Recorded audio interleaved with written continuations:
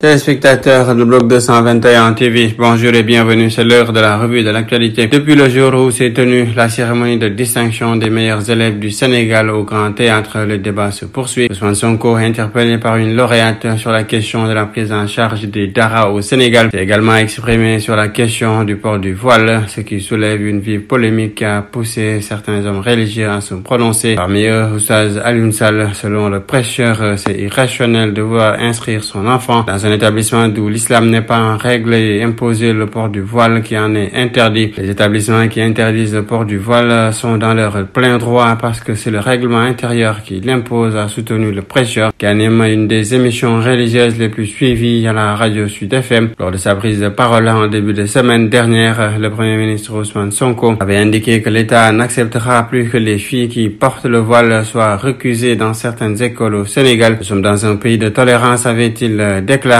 Par ailleurs, Moustapha Mamba Guirassy a également réagi ce week-end. Le ministre de l'Éducation demeure formel. Selon lui, l'intention de l'ancien maire de Ziguinchor n'a jamais été de s'en prendre à une quelconque communauté. Bien au contraire, révèle Guirassy, puisque le chef du gouvernement lui avait demandé de féliciter l'archevêque de Dakar pour la qualité et les résultats de l'enseignement privé catholique au Sénégal. Le président de la République a présidé la cérémonie officielle de la journée nationale de l'arbre tenue à Touba au quartier Héliport. Le chef de l'État s'est profité de l'occasion pour rendre visite le khalife général des Mourides, Serigne Mountakha Mbacké. Les deux hommes ont évoqué au cours de leur rencontre de près d'une heure des sujets relatifs à la journée nationale de l'arbre, à l'association Touba Ca Kanam et aux préparatifs du Grand Magal de Touba. Le patriarche de Darou Minam, Serigne Mountakha Mbacké, visiblement touché par cette visite de courtoisie, a formulé des prières pour une réussite de la mission du président de la République avant de poursuivre l'entretien à huis clos avec le chef de l'État. La route a encore fait des victimes ce dimanche vers 11h sur le tronçon Diag-Darou-Morti à hauteur du village de Taïsir. Un véhicule de transport 7 places a fait un dérapage et s'est renversé. Le bilan est d'1 mort et de 6 blessés. La personne décédée est le chauffeur du dit véhicule. Le corps sans vie et les blessés ont été acheminés au centre de santé de Darou-Morti. La gendarmerie a ouvert une enquête. L'actualité hors de nos frontières, dans l'est de la République démocratique du Congo, les rebelles du M23 soutenus par le Rwanda ont pris le contrôle de la cité frontalière d'Ishasha avec l'Ouganda ce dimanche. La prise de cette poste frontalière a été faite en combat après le retrait des groupes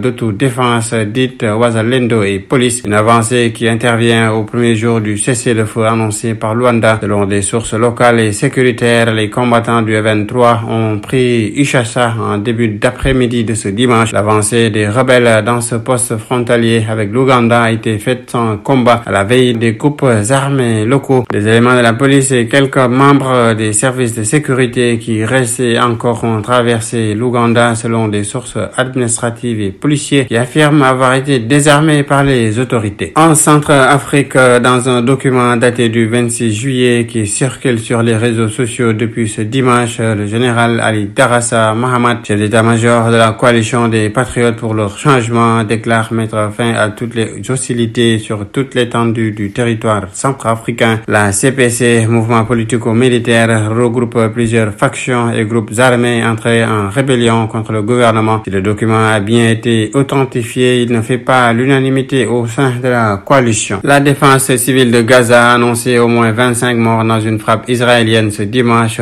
sur 2 écoles situées dans un complexe scolaire à Gaza, abritant des milliers de déplacés par la guerre dans le petit territoire palestinien. 25 martyrs, principalement des enfants et des femmes, et 50 blessés, en majorité des enfants et des femmes, ont été transportés à l'hôpital Baptiste de la ville à la suite d'une frappe israélienne qui a visé les écoles Hassan Salameh et Al-Nasr à Gaza ville au nord, a déclaré à l'AFP le porte-parole de la défense civile Mahmoud Bassal. La frappe a été confirmée par l'armée israélienne. En sport, dans un communiqué publié ce dimanche, la Fédération guinéenne de football a annoncé la fin de la collaboration avec Kaba Diawara, sélectionneur de l'équipe nationale du Chili, et l'ensemble de son staff technique. Cette décision découle de l'incapacité à atteindre les objectifs sportifs fixés contractuellement selon l'instance guinéenne. Le principal objectif du staff sortant, rappelle le communiqué, était de hisser le Chili national parmi les 10 meilleures nations africaines du classement FIFA en 2 ans. C'était tout, mesdames et messieurs. Nous vous donnons rendez-vous dans un autre numéro. D'ici là, restez Restez avec nos programmes. Bloc 221 TV.